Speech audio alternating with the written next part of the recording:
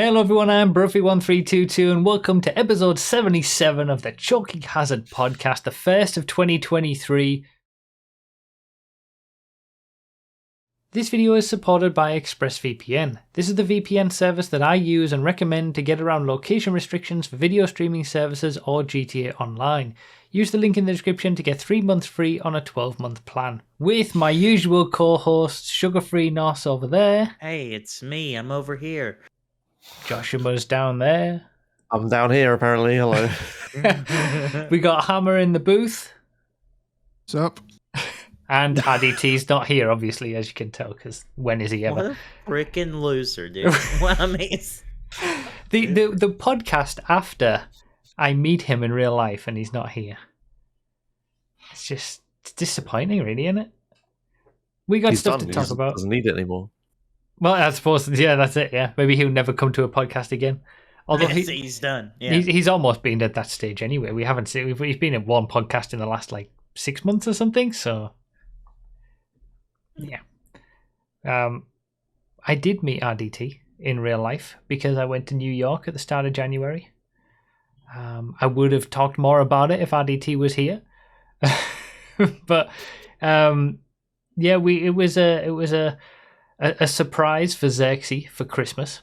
This is why I couldn't tell anybody in advance. I couldn't talk about it on the podcast in December because I couldn't let anybody know about it. You could have private messaged people. I didn't even want to do that. I didn't want to risk anybody accidentally accidentally your closest saying friends something online being a rat. No, not intentionally, but just accidentally. I just didn't want the extra risk since it was such a a special thing that I wanted it to be the biggest surprise possible. So yeah, I mean, New York was fun. Met RDT. We didn't get a photo because why would we? We even talked about getting a photo in the couple of hours that we were together, and then we forgot completely. So there's no proof that we actually met each other. But I mean, that's 2 out of the 4 now I've met from the podcast with Hammer and RDT. So yeah, just the other 2 now. What did y'all do together? I just like to imagine that he gave you the American experience of going to a bar at 3 p.m. And he actually did go to a bar when we left him. Oh God! No, we went for a meal. We went to Koreatown, and he didn't even know Koreatown was a thing. So that's the thing. But yeah, Xerxes was really wanting Korean barbecue, and it was really cool because they bring the a hot plate sort of thing, and they cook it in front of you and then give it to you. Oh, okay. Yeah, I bet that was real cool. Yeah, it was really cool. It was fun. It was nice to chill and chat with RDT after all this time. He's been around as long as you have, and Hammer has. I think from early 2014-ish times in the early subscriber lobbies and stuff, and it's a long time really when you think about it. So it was good to meet him. He even paid for our dinner. Oh, I wouldn't expect anything less of RDT. Yeah, very nice of him. He didn't have to. We were like, oh yeah, so you want? We can just give you the cash or something, right? And it's like, no, big fancy New Yorker. He doesn't need it. Well, technically, he lives in New Jersey. Oh, well, I suppose that's true.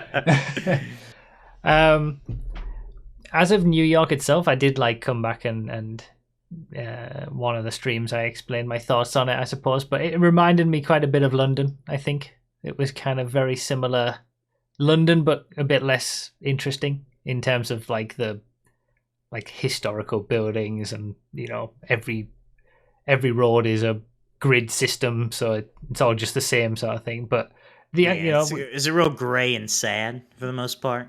It wasn't as grey and sad as somewhere like Berlin. That's grey and sad. Okay, yeah. But yeah, it was a little bit more grayer and sadder version of London, maybe. But it's a big city. All big cities are kind of the same, I would say. But it was fun seeing all the stuff that's there, all the things you see in media all the time, and actually seeing these things in real life. We kind of had a whirlwind trip around Manhattan and saw saw all the sort of main areas and Statue of Liberty and stuff like that. The best part about it was the Broadway shows, which was kind of the reason we were there in the first place. But yeah. Did y'all mainly take like public transport the whole time, or taxis? Or Yes, we got a taxi from and to the airport because that was like a set fare. They specifically set it to a certain amount, and it's just like an airport transfer. But beyond that, well, most of the time we walked everywhere. Yeah, because that's just what we do. But how much is a taxi fare from to and like away from the airport to wherever you're going? I think it was like $80-ish, and I ended up just paying $100 for like tip and everything else like that. So it was basically $100. Jesus. Oh my God. Yeah. My heart. I mean, to be honest, that's New York. New York is bloody expensive. Yeah. It's insane, man. Like, yeah, it's crazy. So it was from JFK. Yeah, JFK is like quite far out. So it was a good half an hour, even at like super early morning and super late night times when we got in and left. Now, did you do the thing where you recognized stuff from GTA 4 instead of New York in real life? There was one thing in particular. Right. The Brooklyn Bridge, where it's got the sort of like metal lattice work on the top, like over the top of the bridge as you're driving through it. That's what I sort of recognized most from because I remember driving on that bridge and that sort of unique way that it has the stuff around it in GTA 4. Everything else was kind of like, this is New York. This isn't GTA 4. Not in the same not in the same way as when I went to LA and it was like so close to certain parts in Los Santos and whatever. And I guess you don't really that was my first introduction to a lot of those places in GTA 5. Whereas New York, you kind of see it all over the place, I think. Yeah. But yeah, it was fun. It was nice. I definitely recommend going, but I don't recommend going for too long. I think you can. I need to. Right. I've been meaning to go up there for a while. I have a cousin of mine, because of course I do. That is he's a pretty high up lawyer in well, this docks myself. I guess I'll just say it. He works for the NBA. He lives in Brooklyn. Okay. So he lives in a neighborhood, or I guess it's called a neighborhood called Dumbo, which is under the Manhattan Bridge overpass. So he lives down there, and I've been meaning to go up for years. And I mean, you should, especially if you've got like free accommodation in a way. Like yeah, I'd have free accommodation and everything like that. It's just the money and the time and the lost money from the time and getting up there. Yeah. It's a lot, especially now. So I think if we were ever to go, sort of say we really wanted to go see a show on Broadway again or something, we'd probably do like 1 or 2 days in New York and then try to do other areas around there. Like, there's a lot of cities and other attractions around there. That area of, the US, we'd probably do that. I don't think we'd stay for an extended period in New York again. You could rent you a car and go cruising. Rent you a 4-cylinder Mustang and just drive down the coast. It is the city that never sleeps, though. It almost like it came alive at night. Like, it got more busy when the sun went down. And we were walking back from a show on the last night at like 11:30 p.m. and it was just gridlocked traffic. Just insane. I don't think you'd see that in London. I think London, where everyone would have gone to bed by then. They've had their cup of tea and slept. Yeah, I guess so, yeah. We don't have time to sleep over here. We're too busy. Yeah. Your 8 to 6s. Yeah. So yeah, I did meet RDT. I have met another one of the podcast. Maybe Nos next. Yes, maybe me next. If you ever come within about 8 hours. I think 8 hours is like the maximum I'm willing to drive. Yeah. So. Yeah, New York was a bit too much, and it was a bit late in the day. Couldn't really explain it's 12 hours to drive to New York, and that's not factoring in like the emotional pain of figuring out how to enter New York or whatever. You know? Yeah. So, Yeah, and we were right in the middle of New York. We didn't actually go like to any of the outer boroughs or anything. So, yeah, it looked like it was a pain to get in there. well, I mean, 8 hours is a lot to, but 8 hours, like I could drive there. We could do something. I could get a hotel room. We could have breakfast, and then I would leave. You know, like it would just be like a 2-day thing. Yeah, You you know? wouldn't do 8 hours But- there and 8 hours back on the same Yeah, day. but if it's 12 hours there, like I'd have to get there, you know, then not be able to do anything, stay a day to do stuff, and then leave the next day. You know, Yeah. so 8 hours for Broughy, that's a lot. I mean, it's actually not. I mean, I drove from San Francisco down to Santa Barbara, taking a detour down the one highway that was closed, so I had to go all the way back up the one, almost to San Francisco again, back down again. I think I talked about that when it happened on the podcast.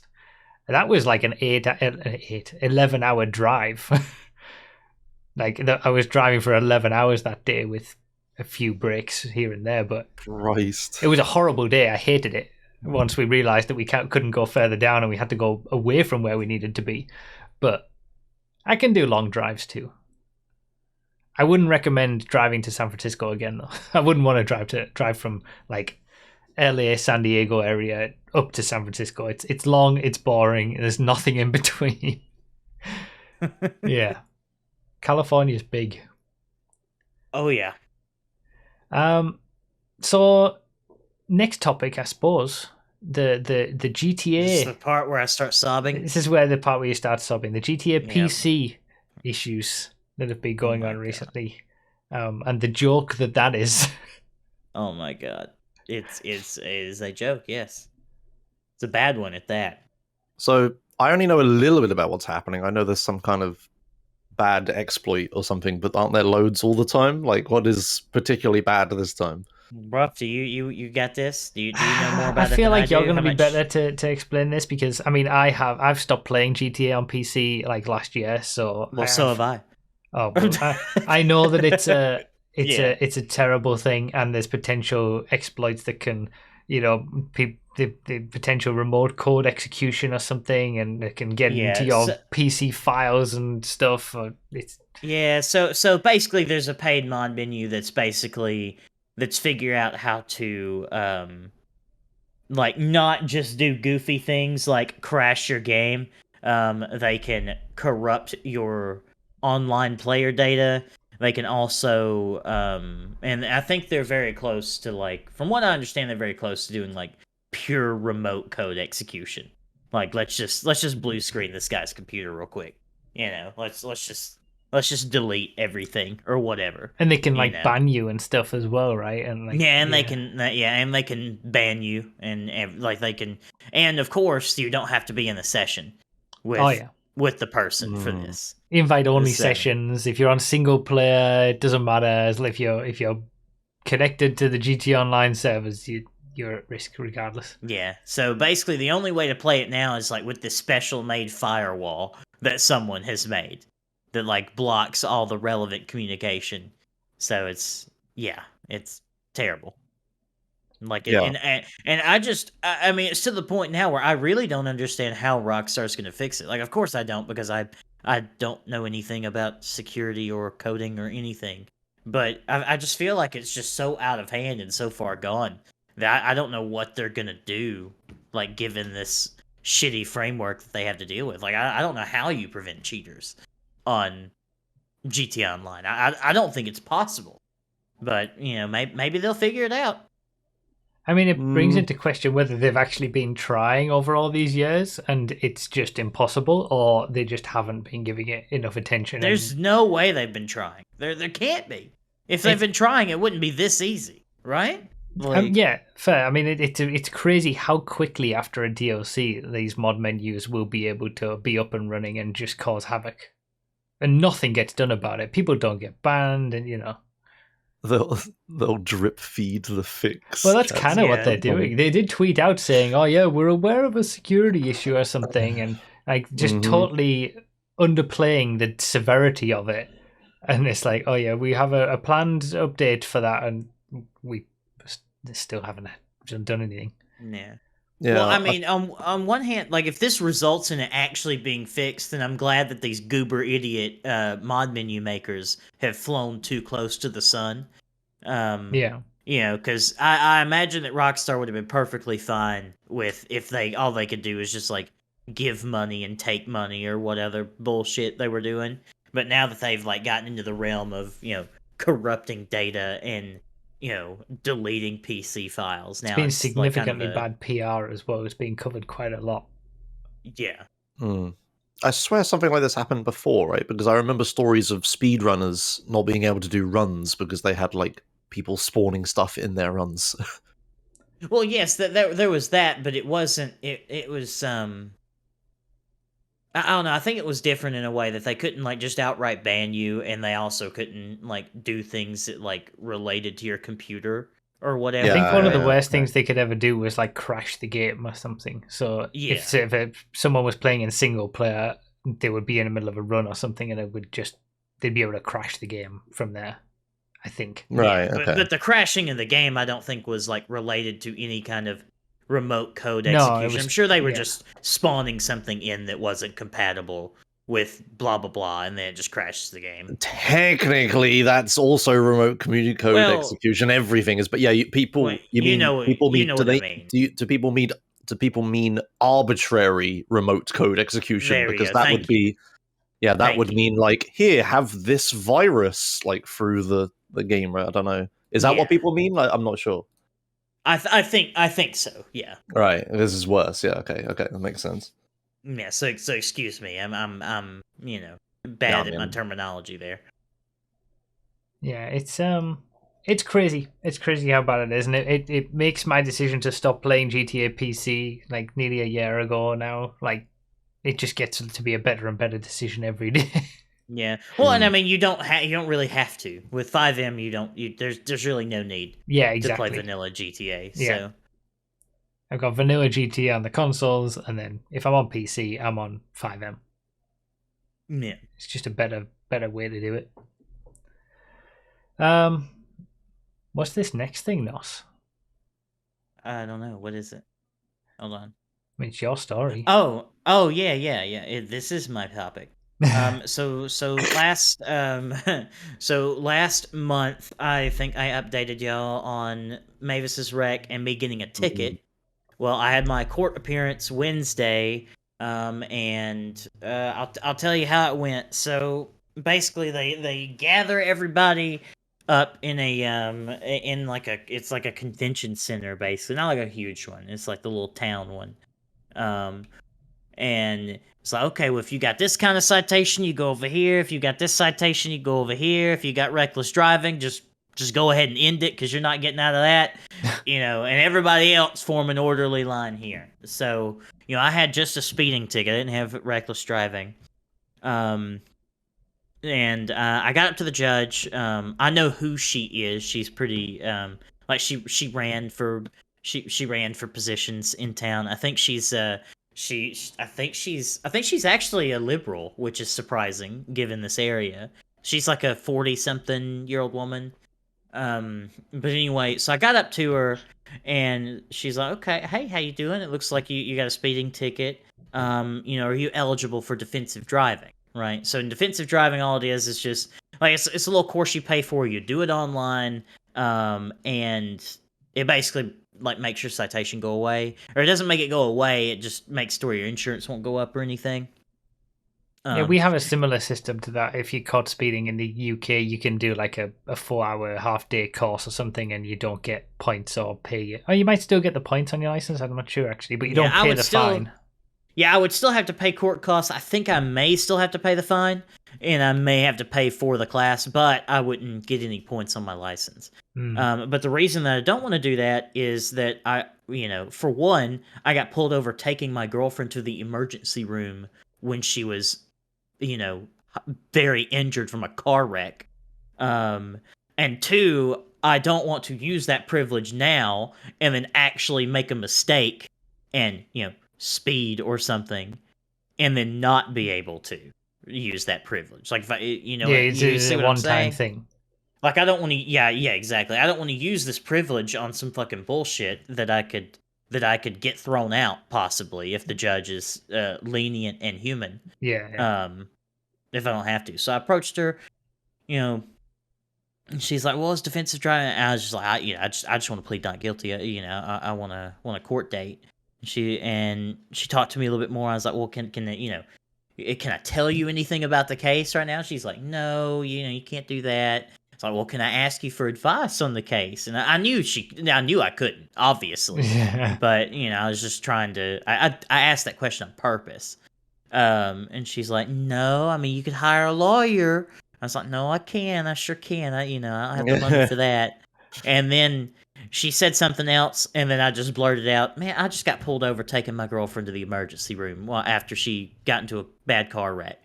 And the look on the judge's face is something I can only describe as like, "That's bullshit." Basically, she just went, "Yeah, we're gonna set this for a court date. We're gonna set this for a court date. We're gonna set this for a court date." So like, I got all of the advice that I needed. Yeah. From the response. Out of me blurting that out, because I really wanted to see just how sympathetic she would be, and everyone that like was before me in line, she seemed very lenient and helpful, and like a little girl in front of me didn't have a license, had like 3 tickets for no license and a speeding ticket.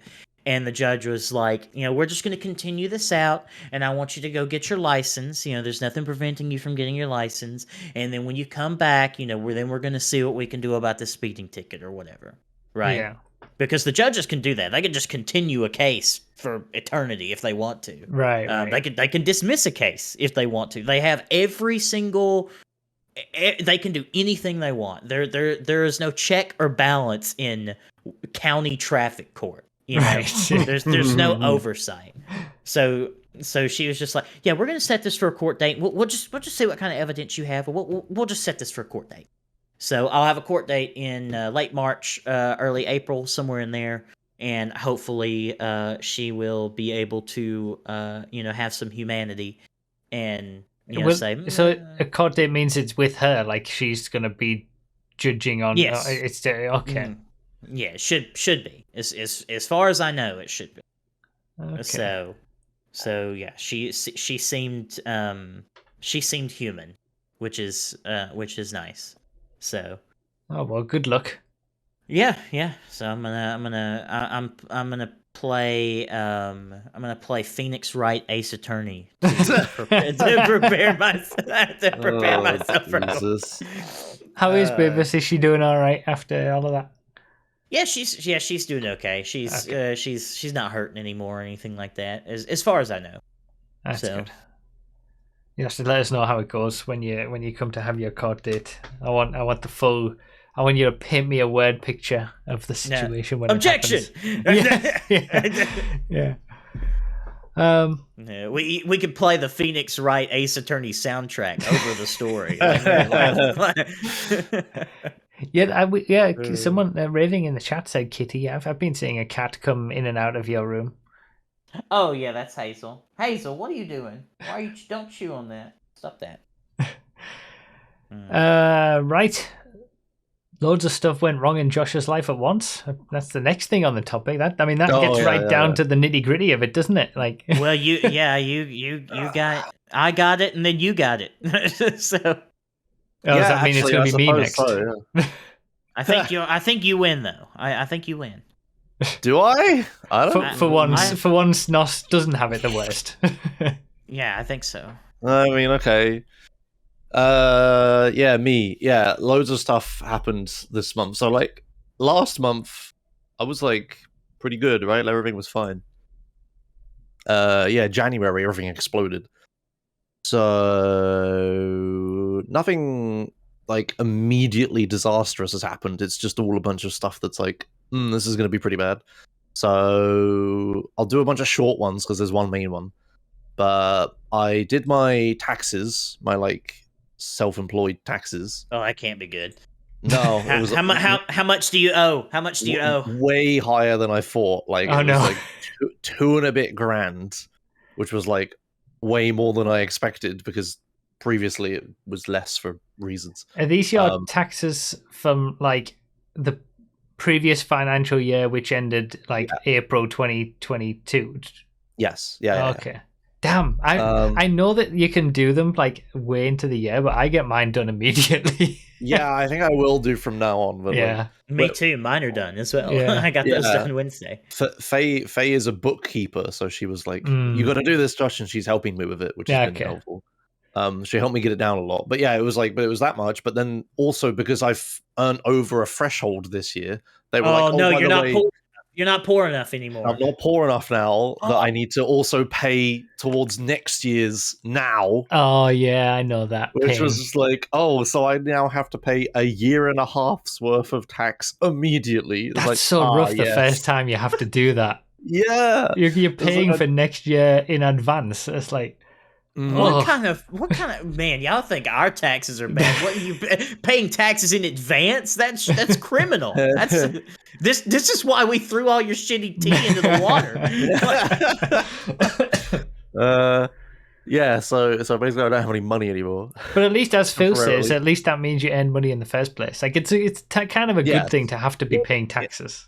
It is a consequence of like actually earning an actual livable wage now. Yes, that's true. Yeah. But yeah, that happened. My dad lost his job, which was like kind of shit. I think hopefully he'll find a new one. The dog Lux went for she was running out of her like arthritis medicine, so we took her to the vet, and the vet was just like, yeah, you need to have a review before we can give you this, but we'll give you a little bit now before the next review or whatever. So she came in for the review, and in the review they're like, her heart seems kind of stuffed or screwed up or whatever. So we're like, okay. So it's like, hey, you'll need to have this really expensive and scary heart scan thing. So then we had to take her to a thing for a day, and then we got her back, and the results are like, yeah, her heart's fucked. It's like, oh God. So now she has to have these really expensive tablets, which she hates taking tablets. Do you get them on insurance or anything, or are you gonna have to pay for those?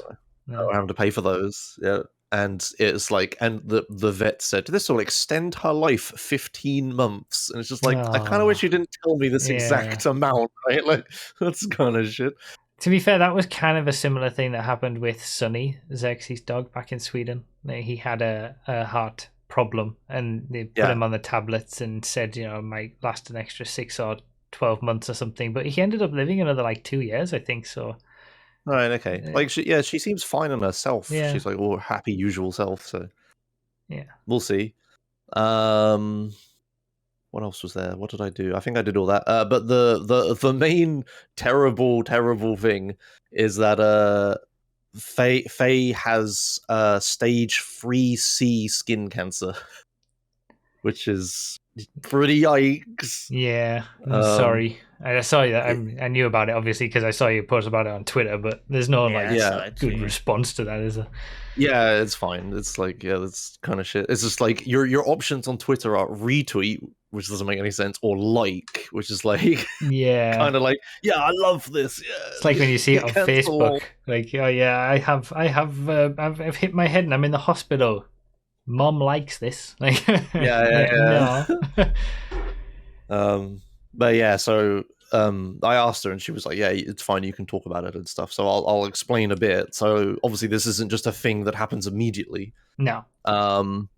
She had skin cancer. She's had a weird spot on her back for ages, which she's had for like long before I knew her properly.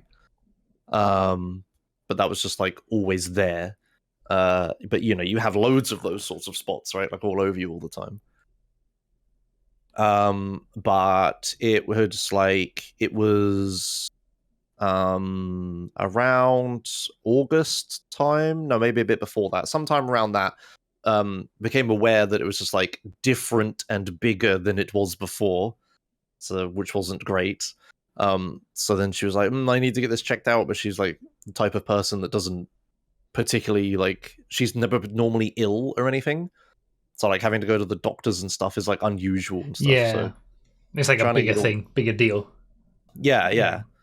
And it's just like trying to get all that. So by she tweeted about it. I can't remember the exact numbers, but like by the time that she wanted to get seen for it or could get seen for it, she had to wait like 2 months of like being messed about and stuff before she could actually get it seen. Ugh. And then it's the horrible thing that as soon as someone in the system actually sees it, they go, yeah, next person, you need to immediately move up the chain. Like, we're booking you in for the next thing right now. And then she gets Yeah, that's rushed through a bunch annoying. of things because they Yeah. realize that it's bad. But yeah, so it was confirmed cancer about around August time. Like, we don't know details or whatever, but it's just like it clearly, obviously, like I can't remember their name, but a cancer skin doctor. Not pediatrician, that's the kid one. There's a term for like skin doctor. Anyway, Dermatologist. That's one, thank you. Dermatologist saw it, was like, yeah, it's pretty obviously cancer, you're gonna do stuff. So she had a bunch of tests and stuff, and then November 8th, she went in for a removal of it. So it wasn't like it was a local anesthetic, not a general one, and like there wasn't any like big build up to it or whatever. She just had to lie down on a table in like a doctor's surgery and just have it cut out. When she did that, she said that the worst part about it, she couldn't feel anything, but the worst part about it was feeling her skin getting tugged and hearing the sound of like flesh being cut with scissors. Which Oh, yeah, those stuff like that's really weird. Whenever you're awake, like experience that, very weird. Yeah, I've actually had that experience on my leg. I got a bit chopped off my leg, and the exact same thing. You just go in, lie on a table, they inject you with anesthetic, and you don't feel anything, but then you're hearing it. yeah, sounds really gross. Yeah. Hey, and you can also smell burning flesh if they cauterize something. Yeah. But yeah, so she had like the basic like simple operation of just having like the top-ish layer of skin or whatever flesh removed. And then they did like tests and stuff on it. But then it turned out it was actually like a lot deeper than that, a lot bigger, which is obviously a bad sign. So then she had to have way more tests. They did like MRI scans and all sorts of other stuff I can't remember, where they're like checking to see if the cancer had moved or anything. And then she had to have a bigger operation where she had to like be in the hospital for like the whole day, where they were gonna put her properly under, they were radiating her up and stuff, and then she had to like they'd have to go in, have like they were taking way more flesh out, to the point where she has a really massive scar on her back now, and they were also taking some lymph nodes out from under her armpit, which are like little, I think, blood reservoirs or something under your armpit. Anyway, it's just to check to see if the cancer was in there. So yeah, she had that operation. I took her into the hospital. By the way, really good thing I can drive now. Yeah, that came at the right time. Yeah, so we drove to her place, drove her to the hospital super early in the morning, and then left her in there all day. And then I waited, and then I came back later that day in the evening to get her. And picked her up in the car, and then she was like, she posted a really funny tweet that was like, "Not dead to anesthetic, yay," or whatever. that was how I sort of knew she was awake until I go get her. When I saw that, I was like, "Oh yeah, she's awake now." The modern world of seeing your girlfriend is awake, I mean, a tweet rather than a text message or a phone call. Oh, she did message me as well, but yeah. But yeah, so she was gonna, she had to have morphine for like the pain and like other stuff, and she had to have like she had a massive bandage on her back, which was like a weird air pressure bandage. So like she had a little box connected to it with tubes on this bandage that was like sucking the air out of the bandage, so it was like a negative pressure thing or something. Interesting. Yeah, it was like a new thing, and it was so she could just have that bandage on for a week straight without changing it, as opposed to me having to like change bandages like twice a day on her back. So she really didn't like having the tube coming out of her back, but as someone who's worked in a pharmacy, I was like, this is way better than taking off bandages constantly. Right. She did have another one on her armpit, but that was a much smaller cut.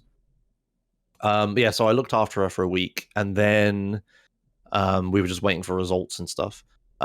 So the results were they had removed all the cancer from her back, but the problem is all of the MRI scans and all the other stuff didn't show any cancer or anything.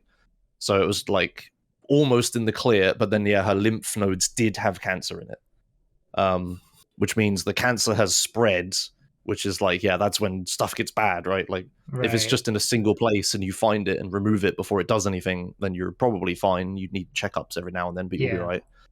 But as soon as it's moved, it's like, well, it could just be anywhere now. Like it could just do anything, right? We don't know anymore. So that's pretty crap. So now she is doing like the post or the during cancer care treatment thing. We went in for a meeting with the cancer care team the other day, and basically she has to take these really horrible tablets, which is basically like they're basically chemotherapy tablets, right? So she has to take for a full year. She has to take 3 tablets in the morning and 2 tablets, and then 12 hours later, exactly 12 hours later, take 2 tablets, and then 12 hours later, take the other 3, obviously. And it has to be like within a certain distance of food and all this other stuff. And the list of side effects are like pretty horrendous. But yeah, well, it makes you sick. That's the point. Yeah, it's Yeah, though it's the fact that it sounds funny to say, the fact that it's skin cancer is good because it is one of the easily treatable ones, because obviously it's visible for one thing, much easily removed, like you don't have to cut you open completely, and it's also a bit easier to treat, so it's not like the worst things in the world. Like she's not having the drip, the immunotherapy drip, she's not having like the radiotherapy or anything like that, so it's not like super bad. But she has to have these tablets for a year. It will increase her rate of not having cancer come back. I can't remember the term, but she goes from a 60% chance of being okay within 5 years to an 85% chance. So it's a 15% increase, which is pretty good. Sorry, 60 to 75. I can't remember the numbers. It's a 15% increase for having the tablets. You're gonna take it. It's a decent prognosis. Then it's it's definitely not like she's gonna die, oh my god, sort of situation. But it's like, she's had to have 2 horrible operations, and now she's gonna have to take these horrible tablets for ages. And then she has to, but every 4 weeks with the tablets, she has to go back into the hospital to have blood tests, and there's some other tests I can't remember, but they basically need to make sure that the tablets aren't killing her heart, liver, and lungs and all that sort of stuff. Right. So she needs to constantly have all that. Damn. Then after this year of like, and the side effects is like, you just don't know what's going to happen. One of the main things they talked about is that she's going to lose heat feeling. So that thing where people who get when people die in the snow and they take all their clothes off before they die because they feel too hot. I can't remember the word for it. The thing that kills you when you're cold. Hypothermia. Hypothermia makes you feel warm. Is the one of the problems with it. So it's like a thing humans do apparently, where we just feel warm when we're not or whatever. So she needs to have a thermometer with her at all times, and if she feels a certain temperature, she needs to check herself and make sure that she actually is. If she feels really cold, she needs to not start covering up in clothes, because she'll just like overheat herself, because she's not actually cold, right? And if she feels warm, the same thing. So she has to that sounds miserable. Yep, she has to have a thermometer, and the cancer team said if the thermometer ever shows her temperature over 37.7 degrees Celsius, you ring this number, right? Damn, but that's just like a little bit of elevated temperature. That's not even enough to be a fever. It's not even that high, right? Bloody hell. Yeah, it's ridiculous. So she has to be careful. Oh yeah, that's not high at all. Yeah. What is that in Fahrenheit? It's 99.86. Yeah, okay. So that's about a degree of a fever. That's like a light fever. Yeah, it's okay. So she has a light fever. She has to And if she ever has any other medical problem, she has like this number to dial that takes her straight to the cancer team at the hospital before she's allowed to do anything else. And this is also, she can still get sick with anything else that humans can get sick with that could cause a fever. Yeah. She gets anything that she has to do with that stuff. At least it seems like you're getting some good support for it, though. Like, yes, it's the fact that you have like here's the number to skip like the queue, right, and go straight to us is pretty good. That the staff have obviously been really good. It's the NHS, of course they are. They're struggling, but the people there do good stuff. Yeah. But yeah, so it's all a bunch of crap like that. But yeah, the plan, obviously it's her decision whether she even does the tablets or what therapy she even has. She could have had like immunotherapy and stuff instead. But that stuff sounded wild. But yeah, so the plan her plan currently is to start taking the tablets. For the first 3 months, it's apparently supposed to be the worst for side effects. So see what happens. If it does make her life just like unlivable or whatever, then she'll stop. Because strictly speaking, it is a 15% increase, right? Like it might not. It's up to her whether it's worth it or not. Yeah. But yeah, that's the situation. She before she did want me to share one thing she's making me do is if I post this in Choke Chat. This is if you're squeamish, don't look, I guess. But this is a picture of the spot, but it's like worst stage, like when the doctors were actually checking it. And that ruler is in centimeters. It's like not at its longest point. It's not even 2 centimeters across, right? Do you want me to show it? Yeah. If you show it, yeah. All right. So if you're squeamish, don't look. I guess that's content warning. Yeah. But she just wants people to be like, hey, a bunch of our friends and stuff have all got themselves checked after they've heard this, right? Yeah. But this is as simple as it could be, as like that, a like tiny spot like that. If it changes or anything, you need to get it checked, and there's obviously all the other kind of cancers and stuff. But yeah, she feels better about herself when like her story is helping people. So you're safe to look again if anyone's gone away. I suppose if she can give some awareness to it and it helps somebody else, something comes out of it, I suppose. But we wish you both, her especially, obviously very well, and keep us updated on how it goes. Hopefully it's gonna just get better and better from now on. Yeah, we'll see. Hopefully, like it is possible that the side effects aren't too bad for her. So. But she'll have to just keeping on top of tablets and keeping up all the tests and being aware of all the problems and stuff. Yeah. So, Anecdotally, I know quite a few people in my personal life that have had skin cancer when they're reasonably young and have been fine. Even like higher stages. So. That's something I was going to ask, actually. I don't know anything about this. Like you said, stage 3C. I don't actually... So, I might be being stupid here. But I've heard stage 4, and I guess that's the worst, but I don't actually know what the stages mean. Yeah, so let me look it up before I say something wrong, but stage 4 is just like, you've got it and it's spread to other places, and that's bad. It's everywhere. Yeah, it's, yes.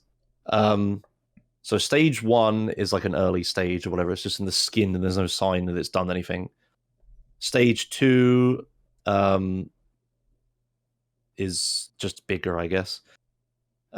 Stage 3 is like, I think stage 3 means it started to spread. Like it's been found like in her bloodstream or in her immune system or whatever. So it's like it's mobile is stage 3.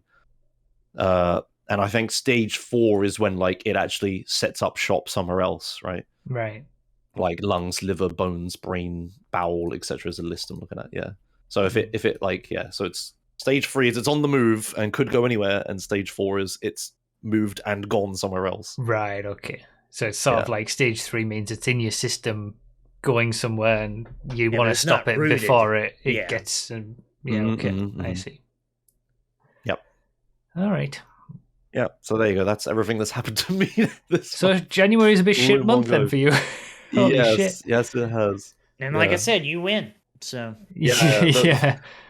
Yeah. So hopefully next month will be better, obviously, and yeah, it'll be someone else's bad month.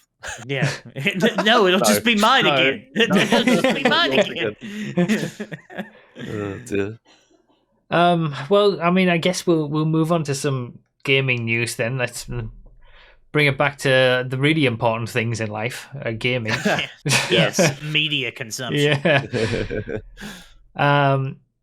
I haven't wrote any of these things to talk about. I wrote down. them all. I You wrote them all actually. Oh, yeah. okay. Well, do you want to lead Okay. the gaming news segment this time? I guess I can. Yeah. So I'm sure neither of you have watched it, but The Last of Us has a TV show now. I've heard extremely good things about it. It is very good. It's very good. I would highly recommend watching it. I'm interested to see, and it's really impressive that I know the story of the game, and like I'm still very interested to see where the story goes, because I know it's going to differ in some ways from the game. And so far it's been really good. There's only 2 episodes out so far, but they've been very good. And it's kind of it makes me excited to see maybe we'll enter some kind of new golden age of media adaptations from other formats, where maybe people both have money and are enthused about the intellectual property. Yeah. If that makes sense. Like, take for instance The Witcher, for instance. You know, they had money, and Henry Cavill was super into The Witcher, but the director and all those people didn't give two shits about it, right? So so that's always going to hold a show back from being what it can be. And I've even listened to the podcast so they've got the show and they've got a podcast that talks about each episode, and it seems like it's hosted by Troy Baker, who plays Joel in the game, right? And then it's got the director of the video game and the director of the TV show, essentially. And they both seem so extremely enthused about the property itself, and it seems like that is probably the main reason that it is seeing so much success, is because you gave 2 people with a passion for the project HBO's money, and boom. You know it's not rocket. It doesn't seem like it's rocket science. Like, whenever any of these things flop, it's like, well, why have you done it like that? What could possibly lead you to make that decision? Did you just know nothing about it so far? I wonder if they'll change the way that it for season 2 and goes to the second game, which was highly controversial. A lot of people did not like what happened. I think that season 2 it's 2 episodes are out and it's already been renewed for season 2. Yeah. So from what I think I read somewhere that season 2 is going to be the first part of the second game, and then season 3 hypothetically would then be the second part of the second game. Okay. So kind of padding out the bit before the controversial thing happens, and then season 3 to wrap it all up. What controversial thing are you talking about? The Ellie's gay? Is that the controversial thing? Or okay, because I haven't played the second one. So, do you not know anything about the second one at all? No, I've kind of abstained from it deliberately to play it if it once it eventually comes to PC. Oh wow, okay, all right. I won't say anything then. Well, yeah, don't spoil it for me. Okay, it was all a dream. I thought we even talked about it on the podcast, but maybe we didn't, or maybe you weren't here.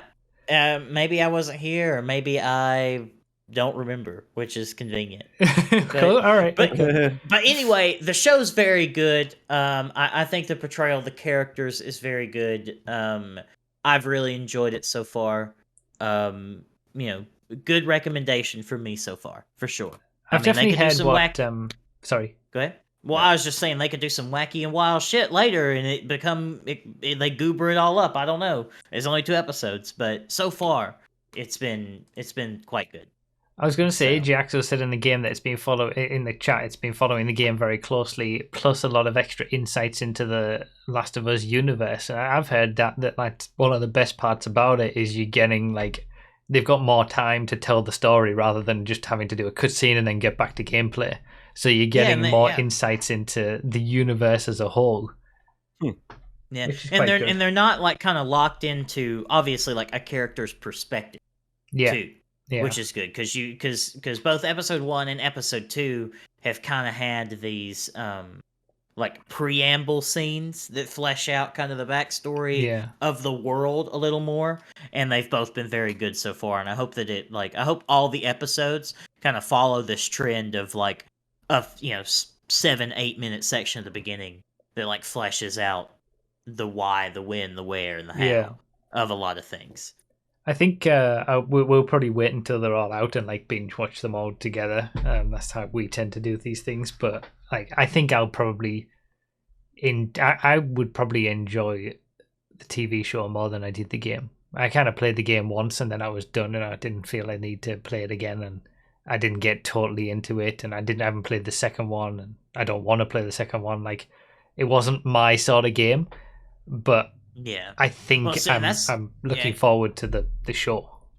Yeah, well, I'm looking forward to it coming out on PC because it is my type of game. That kind of like slow, methodical, heavy combat, limited ammo kind of game feel like that. That's my thing. I really like it. So yeah, and they've picked a perfect time to like have a resurgence. Like they have the show and like the remastered game, the original game coming out at the same time.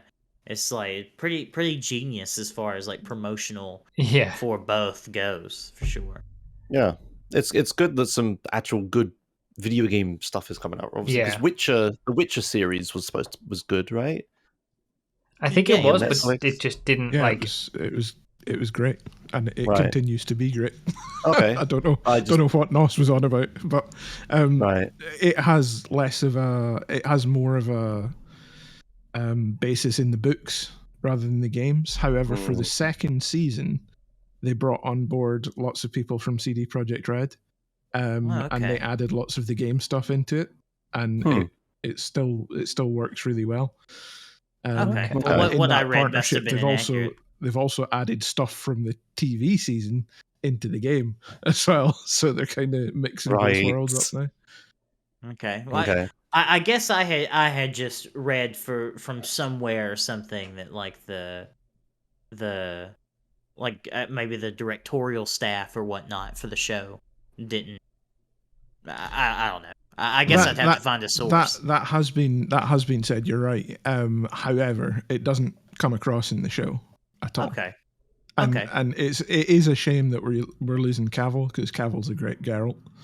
He really is. We'll have to see what Liam Hemsworth is like, but it's going to be really strange, right? Like, you followed the same main character for 3 seasons, and then you go someone new completely. Well, I don't think it is, because Geralt is like, I don't mean to be mean here, but because Witchers are naturally emotionless.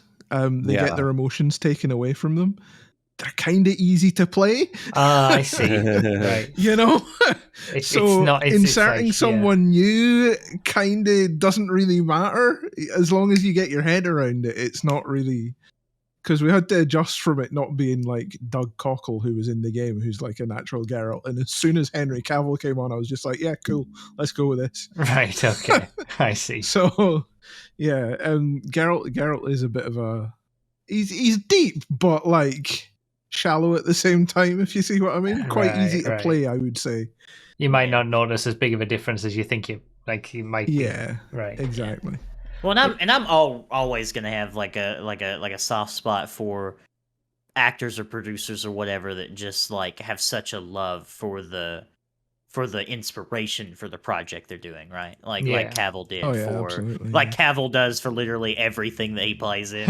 Like, apparently Liam Hemsworth is a huge fan of the games as well. So okay, well that's really good. So because I mean it can still go both ways. Like I heard that the Halo show wasn't very good, right? Like I've heard it was really bad. Yeah, that's what I was gonna bring up, was the Halo one. Yeah, and I know Master that Chief they've takes his helmet off, right? Like but I know that they've done like they've commissioned a Gears of War series as well, And that's something like it can go.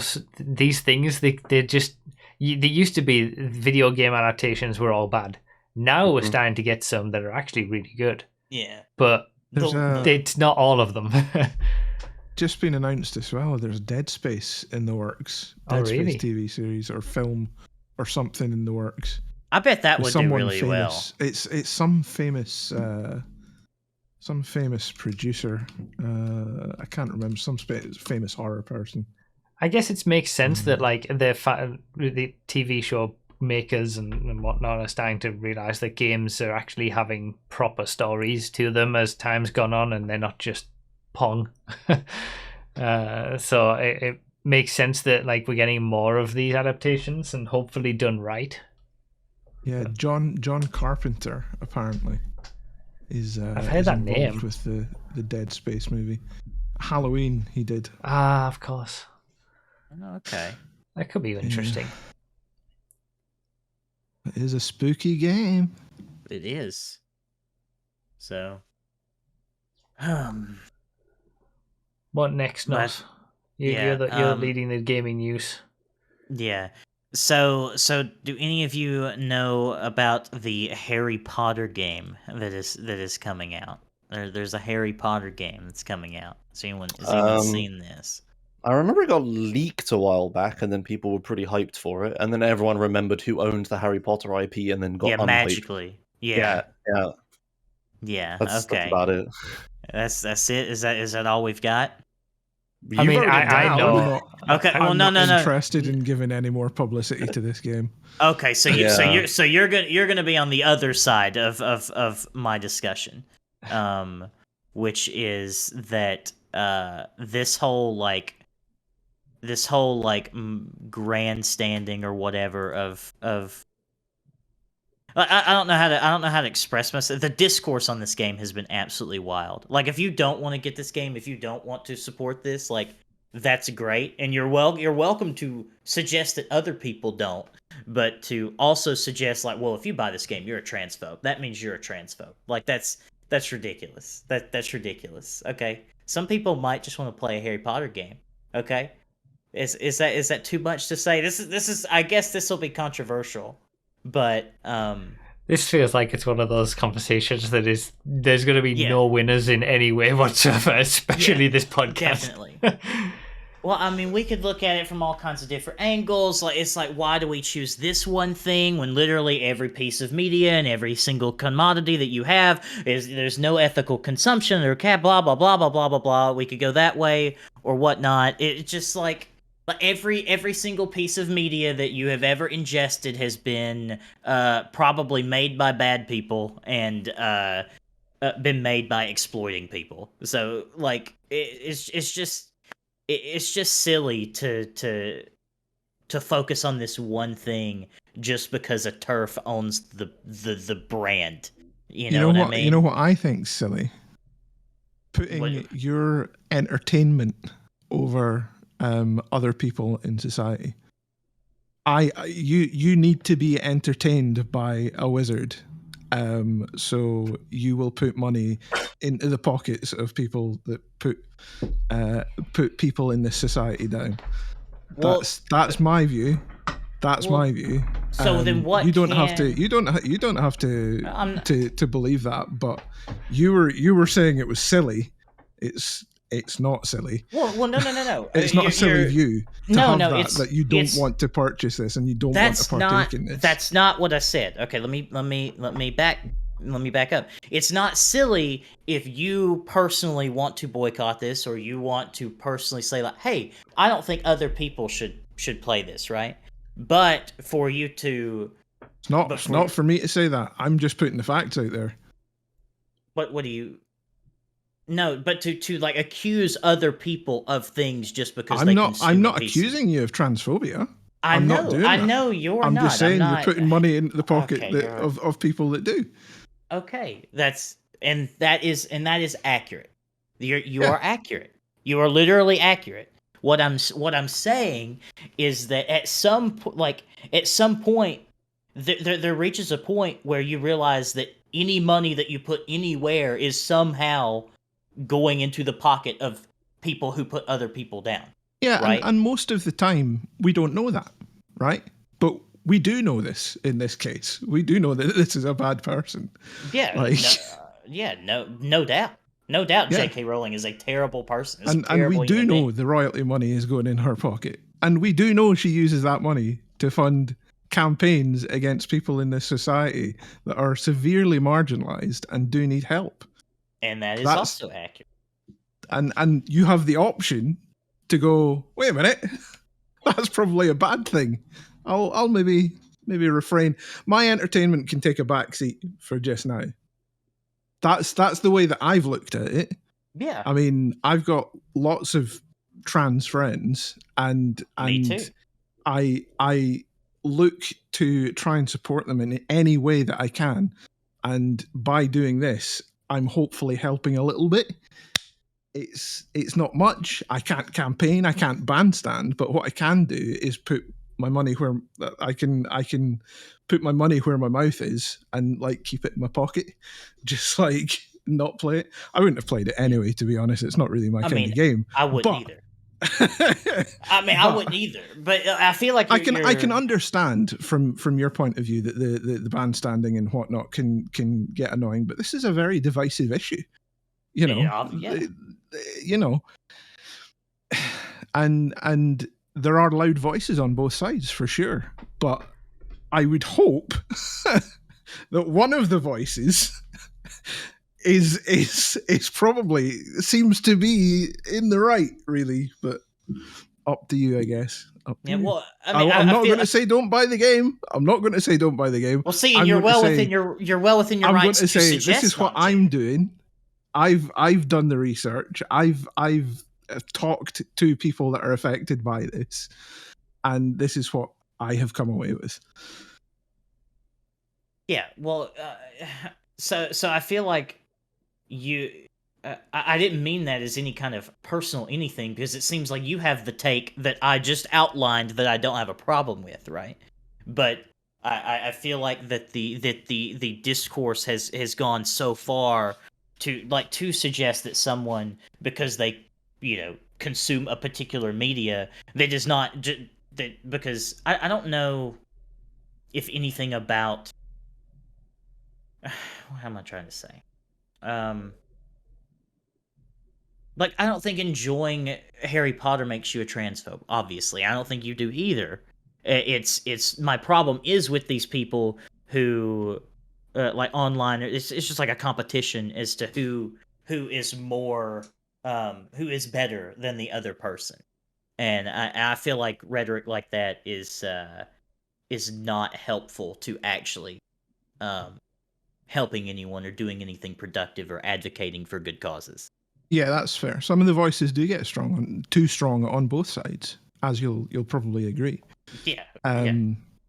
And yeah, I would never advocate for anyone not to buy this game. I would just say that, Yeah. Well, and again, like I said, if you nudge, were nudge. to add, it's a bit of an obvious one, really. Well, if you were to advocate that people shouldn't buy this game, like, that's also not, like I said, that's not an unreasonable take. But to assign some moral value to someone who consumes Harry Potter, I think is in bad faith, to be quite honest. All you can do is lead the horse to water, right? You can't make it drink. Yeah, and true. that's my take on it, right? I mean, and I agree with that as well, but it's like I've seen such vitriol about like a video game. It's far too far, and meanwhile, like everyone online is arguing over whether we should play the Harry Potter game, and trans people are being persecuted every day. So like, what good is this? It just doesn't. It is not productive. And the effort to good ratio is not worth it, is what you're saying. Yeah, and I mean, I don't know. I mean, J.K. Rowling already has infinite money. It's not as if, if everyone abstains from this game, that she will be disabled from doing her garbage. either way, J.K. Rowling is going to be an insufferable turf that hurts people, right? Like that's just the reality. And whether this game is the biggest game that's ever come out or no one ever buys it, that's not going to change, in my opinion.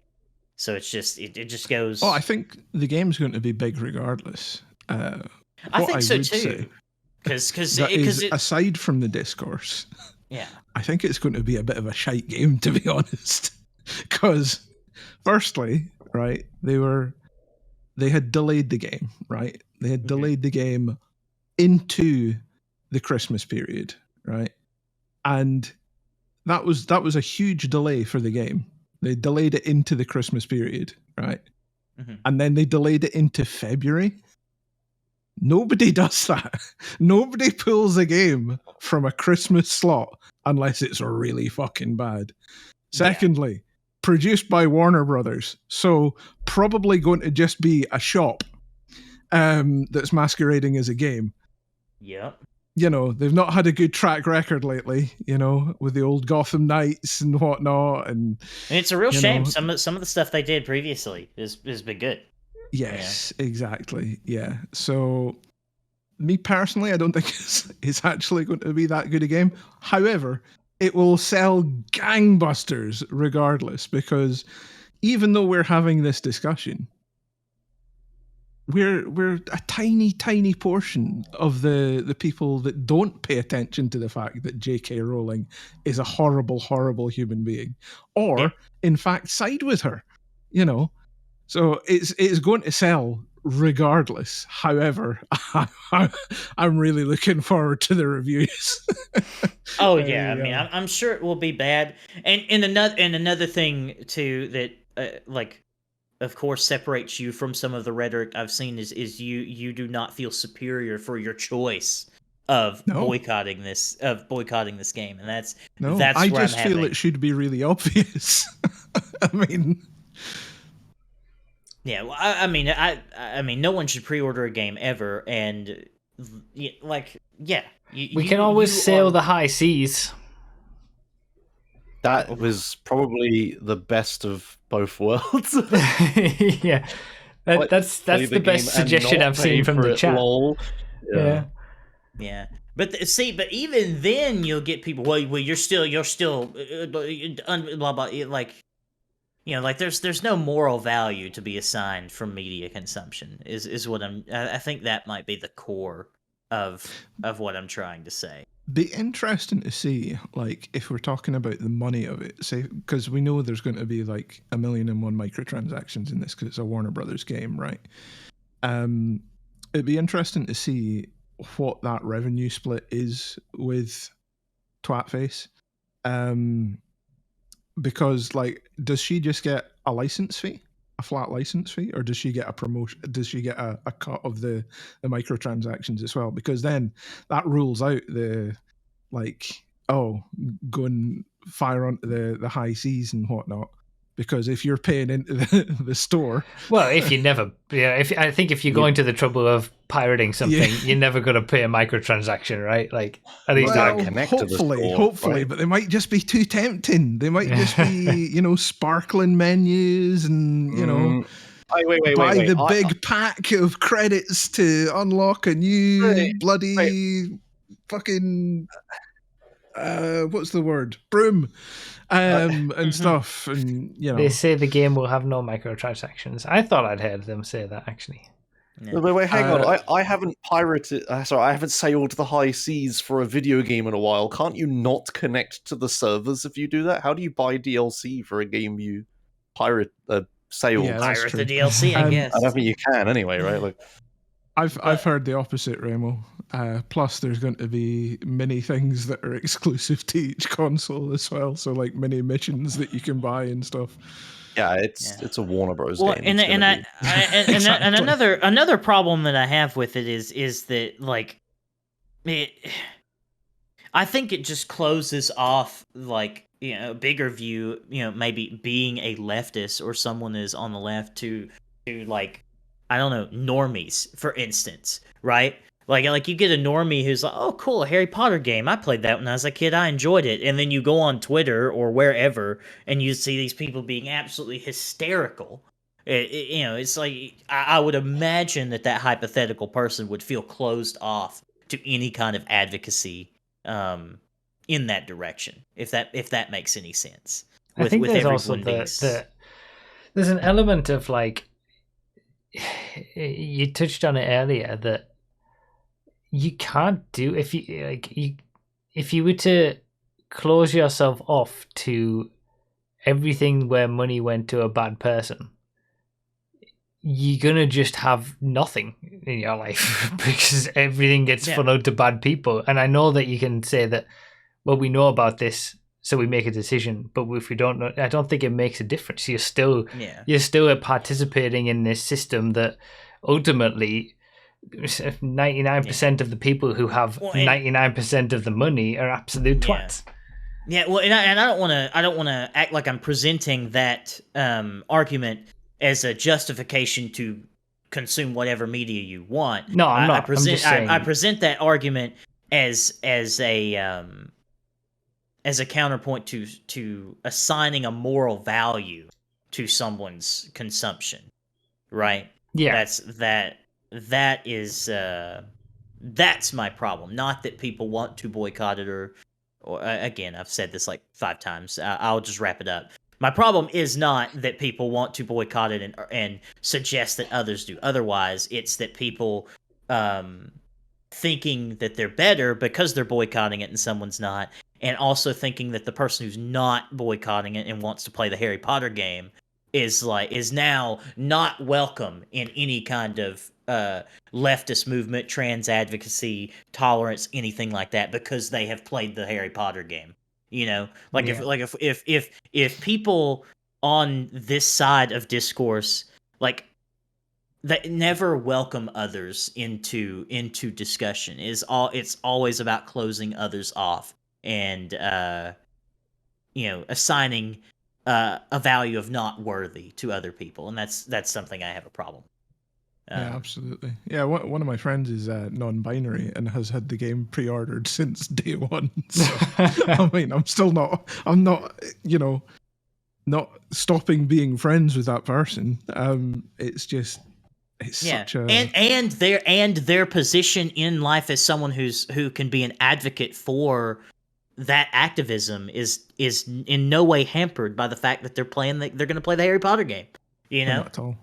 So that's been my problem with this discourse. So, and it's been very annoying for me because I want to see a reality in which people are welcomed into advocacy for disadvantaged people, not restricted from it because they've done this arbitrary thing that is in no way inherently transphobic or anything like that. The internet is making things. I see what you've said in chat, but they said that about Marvel's Avengers. So, I mean, don't believe anything that games developers tell you, for goodness sake, especially about microtransactions. Oh, also, I'm going to have to leave very shortly. I've already gotten the text from my manager today. You're on the way, right? Oh God. Uh-huh. Yeah. Are you actually like meant to be working? Yes, I'm 15 minutes late now. Oh. Oh. But anyway, the podcast is more important. I do this once a month. I go to work every day. So I'll rapid fire these. I don't know if you guys have seen this game called Wild West Dynasty. I have the most modicum copium amount of hope for this little game because apparently there's a medieval dynasty game by the same developers and it's like really well received. And a lumberjack dynasty, yeah. Yeah. Sorry, us in the UK we say dynasty, not dynasty. Yeah, well, do you know anything about medieval dynasty? Because it seems as though it's positively receptive. I've seen Limmy play lumberjack dynasty, and what I can say is I think it's bad. Right? It's terrible. It's pretty. Yeah, I mean, there's some mechanics there, but also there's some fairly obvious misogyny in it, like ridiculously. Is that the dynasty part or is that the lumberjack part? Both. Yeah, both fairly solidly. I think it's from a fairly less developed sort of emotionally developer, maybe. Yes, most likely. Let me see. What if they published on what if they developed? Yeah, Okay. so like So Medieval came out in 2021. What about this garbage lumberjack? That also, I think that came out first. Let's see here. Go ahead. Yeah, no, like basically the interactions that you have with the women in the game are basically to get them to like you. You have to compliment their appearance, basically. Well, hopefully they have learned from, Maybe. from 21. But the reason I'm interested in it is because like Medieval Dynasty seems to be like, you build up a little town and you go explore and you do all this stuff, and then Wild West Dynasty is literally going to be the same game. It's just cowboys. So Yeah. like The like, Red Dead thing that you always wanted. That you never got. I mean, I don't have high hopes because it looks like it is going to end up being a little janky, but I just wanted to mention it because I am probably going to play it, assuming it doesn't just like look like complete trash. Yeah. So I just wanted to mention that because, I just want a cowboy game. You want your cowboy game. Yeah, I want a cowboy game. And I mean, if you play it from the same point of view as Libby did, like playing it and like laughing at the ridiculous lines that come out of the characters and the bad voice acting that was in the game, it can be kind of funny. And like the mechanics themselves are fairly advanced for the type of game it looks like, I would say. So like they had like in the lumberjack one, they had like all plowing of the ground, and the ground would sort of move and ripple and stuff. I'm like, oh, that's quite. It didn't look good, but it was impressive for what the game seemed like, Yeah. So yeah, I just wanted to mention that game, and also this new game, Forspoken, seems pretty cringe. So that's all I have to say about that. It just seems pretty cringe. Yeah. I don't know if any of y'all have seen that game, but seems. I haven't been able to see a cringe. proper look at it, but I've heard many bad things about it. Yeah, it's pretty cringe. There's some the worst thing that I saw about it was so the premise is you're a young lady that is sucked out of her New York sort of modern day living into like this fantasy world, and you've got to fight monsters and stuff. However, at the start of the game, there is a scene where her flat goes on fire, and the most important thing to her is rescuing her cat, which is fine. Totally understand that. However, when the scene opens up and you can actually control the character, there is a bag lying to her feet that has her entire life savings in it, and she prioritizes the cat over the bag of life savings when she could quite easily grab both. In fact, you can even interact with the bag of life savings, and it goes, well, there goes my life savings. Oh my god. Like, no way. Can you not just like you could like her life savings is in who keeps their life savings like a in a rolled up duffel bundle bag? of bills, right? It's in an elastic band. It's not the whole bag. She could just plunge into it and just grab it. God. But no, she ignores that. Cat priority. I understand that. Cat is important. However, when the bag of your life savings is right there by your feet. Yes.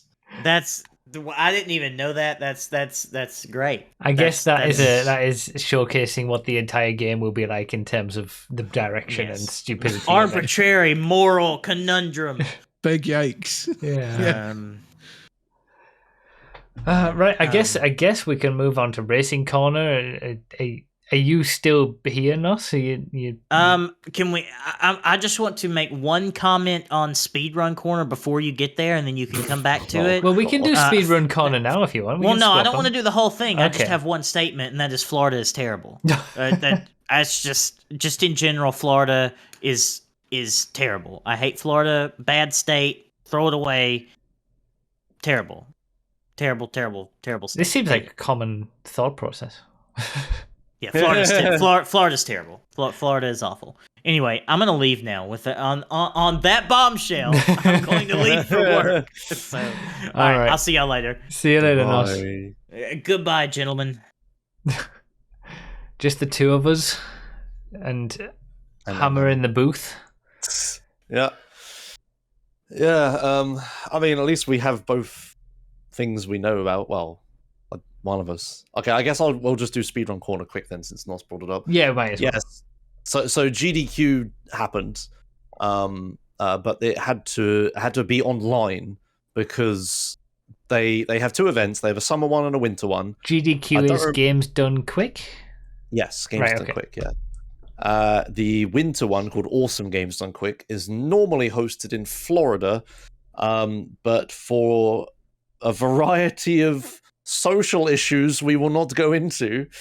I mean, we've already opened the floodgates at this point.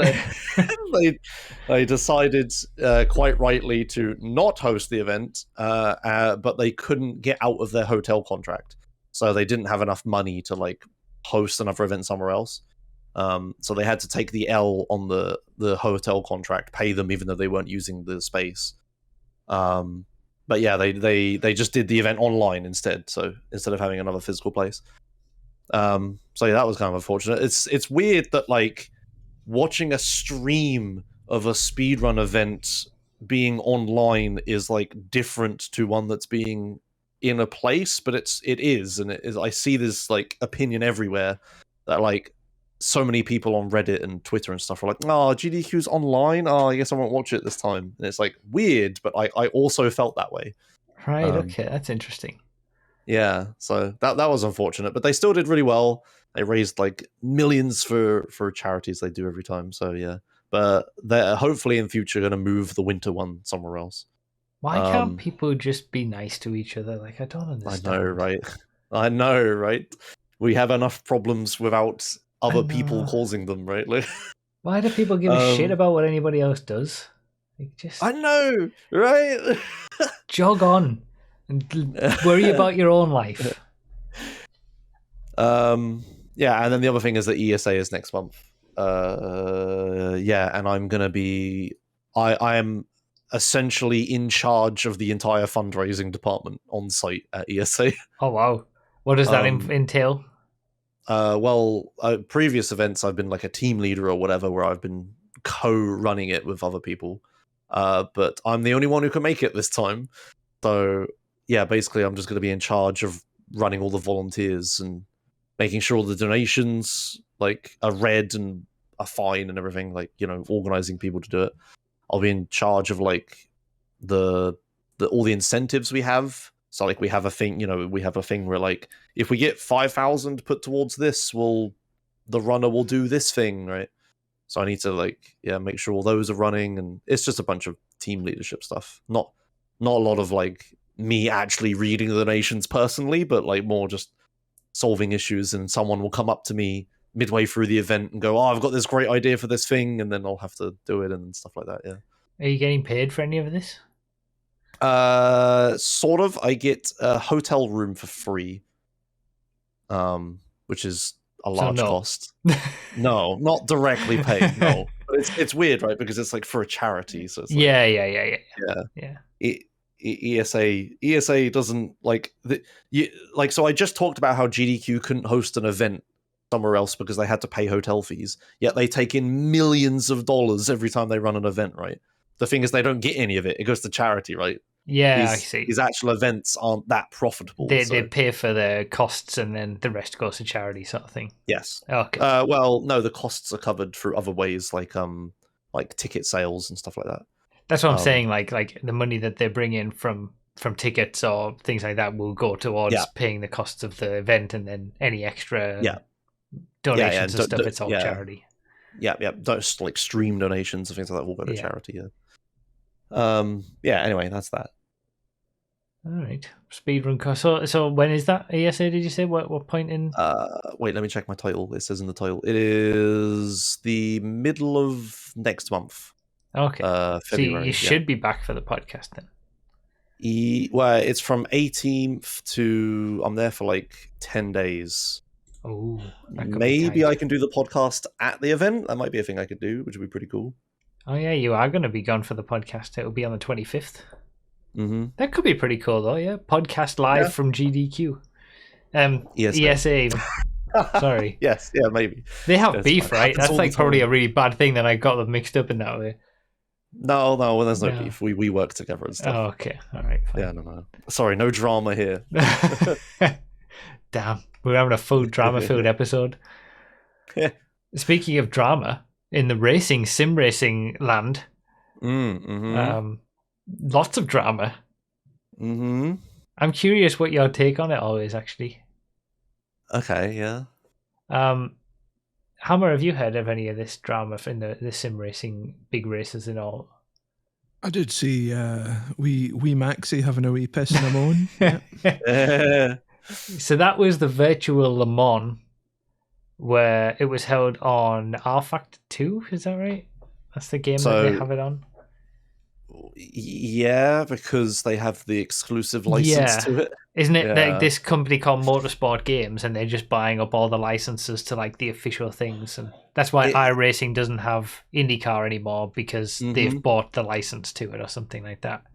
Yeah, I'm not sure what the exact deal being made is, but it must be good enough that all of these motorsports are taking it. Yeah, it's weird. So they're hosting and they own R Factor 2, so they're obviously going to put it on their own game, and they own the rights to do the official Le Mans virtual race every year. And this year was marred by disconnections. Many disconnections all the time, and supposedly I've never played R Factor 2, but supposedly this is a normal thing that happens on R Factor 2. And if there was like a rule where if 4 teams disconnect all at once or something, then they'll add the laps back on to those teams, whereas if it's only 1, 2 or 3 or something on their own, then it's unlucky. And it happened, of course, to Max Verstappen's team. Yeah. And when he was told that they weren't going to get the laps back, so they were just going to be tootling around in like 15th place or something, and they were leading the race, I think. And he just packed it up and left. Yeah, there's loads of things. That's the big thing that everyone's talking about, because Max Verstappen. Yeah. And like he posted a little rant about it and complained and stuff. And it's like, quite right. Like Max, it's weird to say this, but Max is a bit of an iRacing fanboy. Yeah, I've heard that. Yeah, when the pandemic happened and F1 was doing their like online stuff, they were obviously using the F1 video game. Max just flat out refused, because that's like, it's not realistic and good enough or whatever. But yeah, so yeah, the motorsport game stuff, it's not just that they have the exclusive license to these things, it's that they're actually aggressive in like defending it. Like for a few years, like iRacing was doing their own 24-hour Le Mans, but then they get like legal problems. They were doing the Le Mans 24-hour, so they got legal issues. So then next year they did the 24 hours of this French track, right? Yeah. Just happened to be at the same time as last time, and then they got legal issues. And then the year after, they were like, okay, because it was like a special event. They were like, no, you can't have a special event around Le Mans or whatever on the Le Mans track. So then the next year, they did a thing where like a few months before, they announced a schedule of 6 races that are all 24-hour races, and the Le Mans 24 happens to be there in the right time. Like, oh, what a coincidence, right? Yeah. But I don't think they're doing that again this year. I don't remember hearing it. But yeah, so it's like motorsport games are just being like annoying with it, like actually enforcing like their exclusivity. Yeah, which is why people are upset about the IndyCar thing, because like during the pandemic, iRacing was running like IndyCar broadcasts on live television with IndyCar races. Yeah. It's like so weird that they've now switched. So whatever motorsport games offered them must be really damn good. But yeah, the R Factor has problems with its multiplayer stuff. So yeah, the server, because it's been a few years they've been doing this, and I always watch it every time, and it's always like terrible.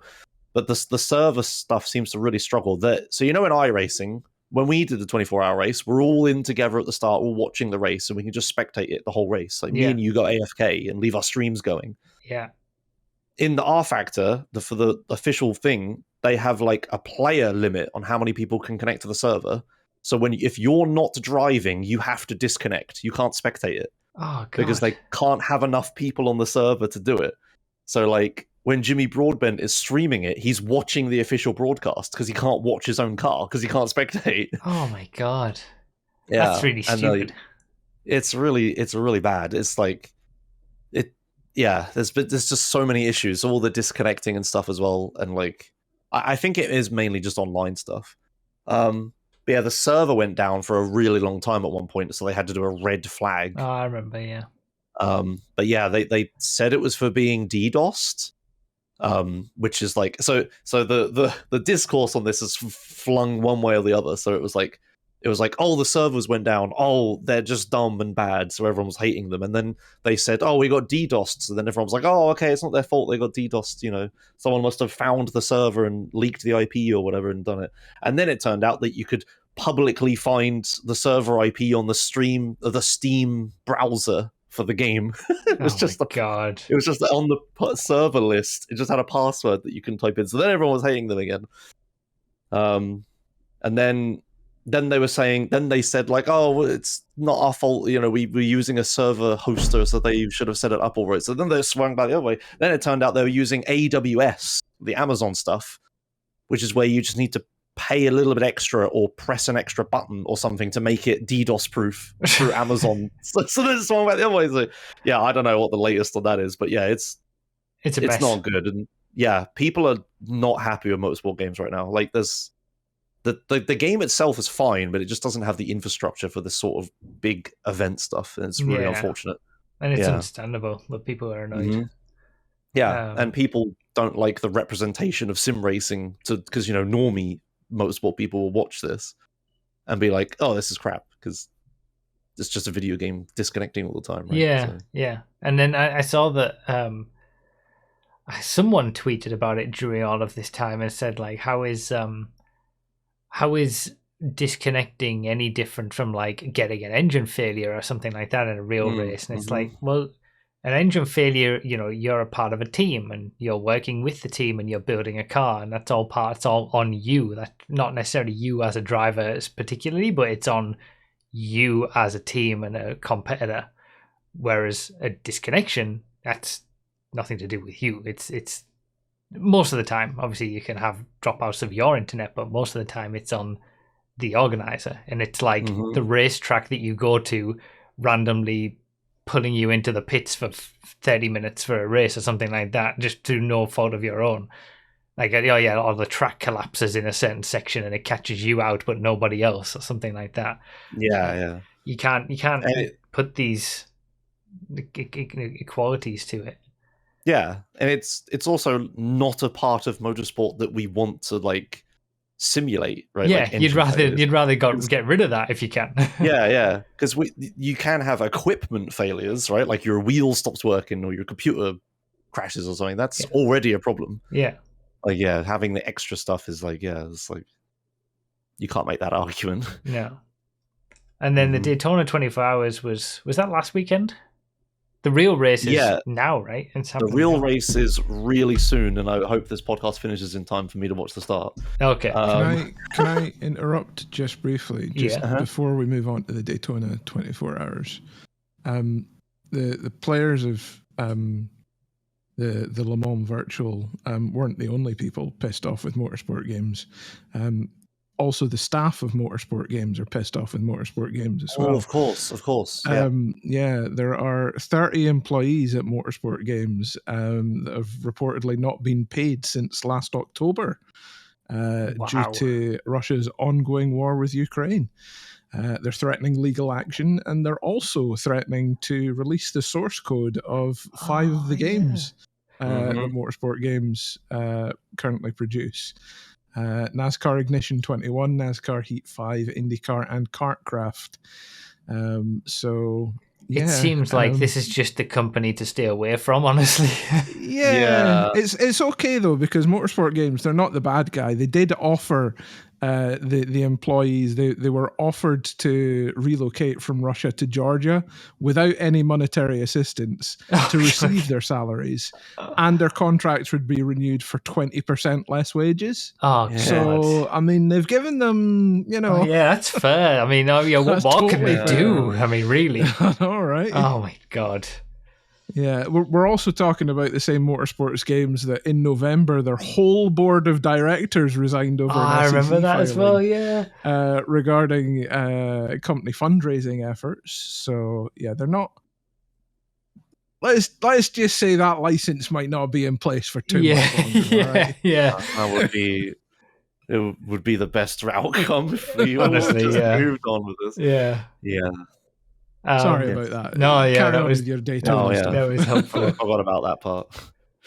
So yeah, now the Daytona 24 Hours was last week, which was not long after the whole virtual Le Mans fiasco, and already people were like, okay, well at least we've got the Daytona 24 Hours. That's we're back on iRacing. They do it every year. It's gonna be fine. At least we'll get sim racing back in the the forefront in a proper event. And then you see people cheating to get pole position and win the race and causing a big fuss. Yeah, in the top split. The very top split. So winning the overall race for everybody, blatantly cheating, going 0.2 of a second quicker in the pole lap to get pole position, and then going on to win the race. And it was the Williams Formula One team, their esports division, no less. And then there was all sorts of other things. I watched a video from a guy who broke it down. It wasn't just that the lead car had basically, if anyone saw the Daytona race that we did, you've got the apron on the inside of the oval and you're not allowed to go down there. But they did for the pole lap, so they got a quicker route to the finish line basically, and less distance. And that's against the spawning regulations. So the guy who did it got banned, but they got banned after the event, and they got to keep any benefits they got from that. So that was the first thing, with the lead car got pole position and then went on to win the race. But also the GT cars were causing trouble for other GT cars. The Williams GT cars were, if they were out of the race at one point because they crashed and got damage, they waited in the pit lane until they could go out and either help one of the other guys who they were 5 laps down on to give them a slipstream, which is powerful at Daytona, or they were getting in behind them and giving them a push and staying behind them so that anyone behind them couldn't challenge them for position, and even actively slowing down the other cars that were behind them. It was just so scummy, and it brought sim racing down another peg again. And it's you do anything like that in a real racing situation in real life, and you'd be thrown out. It's a problem. But people have talked about it. It's just because where iRacing, it's an automatic thing, right? It wasn't a special, it wasn't being hosted by a person who was going to enforce the rules. It was just using iRacing's official automated rules. Yeah. It's people talk oh, well, for the top split, they should have an actual referee. What's that for a motorsport called? A steward? Steward. They should have actual stewards for the top split. But then other people don't want that, because then that's giving special treatment to the top split. Yeah, when everyone else is following the automated rules. It's weird. So I don't know what they're going to do. A lot of talk has been happening. iRacing are talking about implementing so people were just oh, why don't you just make a slowdown for the apron area or an off track or something? And iRacing say they don't want to discourage people who have car problems or whatever from using the apron, right? Because if you hit the wall and your car's slow, they want you to use the apron to get out of the way. But if you get a slowdown for it, too much of a slowdown or an off track or something, you're not going to want to do it. But they've talked about it's tricky beyond the whole idea of actually live policing it, because obviously everything they do is based on after the fact, and they ban people and whatever afterwards. But be anything other than just having stewards to police it live, or at least react during the race. So if they get some reports during the race, they can act on it before the race is over. That is the only way I can see that they can do it. Yeah, especially when so- the iRacing seems like it tends to stick as strictly as possible to simulating the real life stuff. So they wouldn't want to put like artificial slowdown things on an apron or all these gamified type things. yeah, exactly. But then how do So- you do that for like 30 splits of the Daytona race? So I got the numbers here. They had, I don't know if this is bigger or not than last year, but they had 16,000 drivers, over 4,000 teams. It was 85 different splits. So it's like That's like 85 races. Yes, 85 24-hour races happening at the same time. It's like you can't steward all of it, right? No. So yeah, it's a problem. So I don't know. To me, I don't think there's a problem with top split getting, or at least the top few splits, like as many as they can steward. Say, I don't see a problem with that. Like for me, if I'm in like the 10th split, and top split has a steward who's live policing the race, I'm like, good on them. They're the top split. They're the most important race. Fair enough. And I think it's better to have the top split be stewarded rather than nobody be stewarded. Yeah, exactly. I agree, but there's a lot of people that don't. Is the problem? Yeah, that's life. There's ways of getting around. Like you don't necessarily have to have a steward in every single race. Like you could literally just have a camera looking at the top down view of the race, and whenever like pixels were detected moving over the apron for a certain period of time, that could alert a steward to go and view the replay of the server. That would be a way of making things a little bit easier. But for specific things like that, I suppose. Yeah. But what can you do? Yeah, exactly. It's a thing that will be worked on. But yeah, so all sorts of sim racing drama, like you said. Yeah. All right then. I guess that's it. That'll do us for now. It's only we're down to 3 from 5. We never had 5, I suppose. So we'll see how many we have next month, and if we've got any more controversial topics to bring up. Yeah. We'll see. All right. So thank you guys for watching. Thank you for being here. Do you want to say goodbye, guys? Bye, guys. I guess it's just me.